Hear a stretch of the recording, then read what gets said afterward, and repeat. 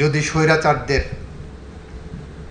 কোনো সমিতি করা হয় তাহলে আজকে যে স্বৈরাচারের বিচারের মুখোমুখি এই রাষ্ট্র করেছে, যে খুনের বিচারের মুখোমুখি করেছে, সেই সমিতির সভাপতি হতে পারে। সেই স্বৈরাচারের নাম শেখ হাসিনা ওয়াজেদ। যে বাংলাদেশ যদি আমরা গড়তে ব্যর্থ হই তাহলে কবি হেলাল হাফিজের ভাষায় আমরা উত্তর পুরুষের ভীরু কাপুরুষের উপমা হয়ে থাকব।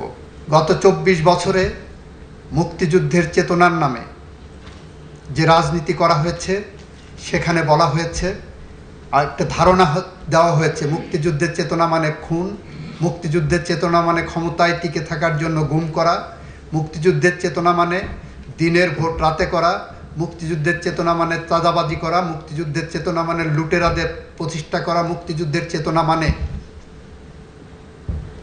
বিদেশে আমার দেশের লক্ষ লক্ষ টাকা, ডলার, পাউন্ড পাচার করে বেগমপাড়ায় বাড়ি বানানো। এমন একটি সমাজ ব্যবস্থার মধ্য দিয়ে একটি বৈষম্যহীন সমাজ প্রতিষ্ঠার জন্য জুলাই বিপ্লবের সময় যে আন্দোলনের সূচনা হয়েছিল, শান্তিপূর্ণ আন্দোলন ছিল। দাবি উঠেছিল, আমরা চাই এ সমাজ বৈষম্যহীন হোক। দাবি উঠেছিল, এ সমাজ ন্যায় বিচার প্রতিষ্ঠা হোক। দাবি উঠেছিল, এই সমাজে মানুষের অধিকার প্রতিষ্ঠা হোক। দাবি উঠেছিল, এই সমাজে গণতন্ত্র প্রতিষ্ঠিত হোক। সমস্ত দাবিকে কণ্ঠরুদ্ধ করার জন্য যে নির্মমভাবে হত্যাযজ্ঞ চালানো হয়েছে, আমার দেশে 30,000-এর মতো মানুষ এখনো পঙ্গুত্ব বরণ করছে। 36 দিনে তাদেরকে গুলি করে পঙ্গু করা হয়েছে। প্রায় 2,000-এর মতো মানুষকে হত্যা করা হয়েছে এবং তারপরেও তাদের মধ্যে কোনো অনুশোচনা হয়নি। হিরন আরও মিনারেল ওয়াটার মাত্র 50 পয়সায় প্রতি লিটার। পৃথিবীর ইতিহাসে আমরা দেখেছি অনেক স্বৈরাচার পালিয়ে গেছে।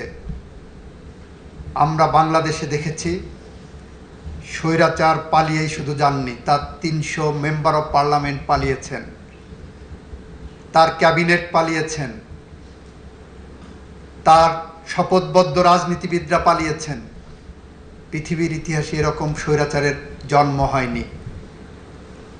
আমরা মনে করি যদি স্বৈরাচারদের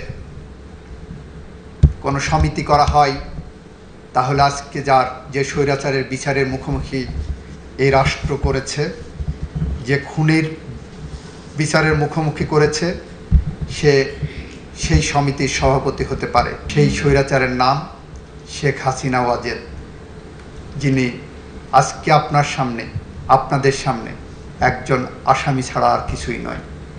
আমাদের এখানে ব্যক্তিগত কোনো আক্রোশ নাই, কারোর বিরুদ্ধে, কোনো ব্যক্তির বিরুদ্ধে আমাদের কোনো ক্ষোভ নাই। আমরা অপরাধের বিচারের জন্য আপনাদের কাছে এসেছি এবং ঘটনাক্রমে সে অপরাধের সাথে যারা সম্পৃক্ত তারা ব্যক্তি, হয়তো আসবে অপরাধের সাথে সম্পৃক্ত কোনো রাজনৈতিক দলও আসতে পারে ভবিষ্যতে, আমরা জানি না। কিন্তু আমরা এতটুকু বলতে চাই, আমরা ন্যায় বিচার চাই, বাংলাদেশের মানুষের স্বপ্নের বিচার চাই, বাংলাদেশের মানুষের স্বপ্নের বাংলাদেশ চাই। যে বাংলাদেশ যদি আমরা গড়তে ব্যর্থ হই তাহলে কবি হেলাল হাফিজের ভাষায় আমরা উত্তর পুরুষের ভীরু কাপুরুষের উপমা হয়ে থাকব। আমরা এই প্রজন্ম সেটা চাই না। আমরা চাই না বলেই আবু সাইদ মুগ্ধের রক্তের শপথ নিয়ে আমরা আপনাদের সামনে এসেছি। আমরা বলতে এসেছি, আবু সাইদরা যে রক্ত দিয়ে গেছে, যে বাংলাদেশ গড়ার প্রত্যয় দিয়ে গেছে, যে মশাল আমাদের হাতে দিয়ে গেছে, আমরা আমাদের জীবনের শেষ রক্তবিন্দু দিয়ে হলেও সেই মশালকে প্রজ্বলন রাখব, ন্যায় বিচার প্রতিষ্ঠার পথ সুগম করব।